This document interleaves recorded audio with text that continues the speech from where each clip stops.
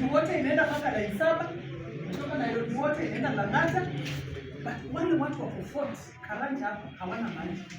Tunaambiwa pipes zetu zimerust, pipes za zamani. Hiyo ni issue kweli? Kwa nini wasikae na sisi chini tukae kama familia tuulize sasa pipes zimerust, what should we do?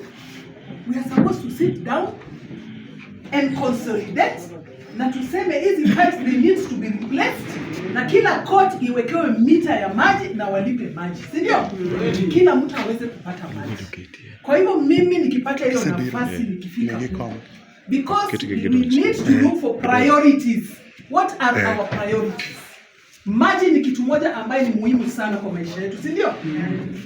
Kwa hivyo mimi nitaangalia maneno ya maji, tuhakikishe wale ambao wanakaa pale karibu wapate maji. Toi Market, moto imekuwa ikiwaka huko.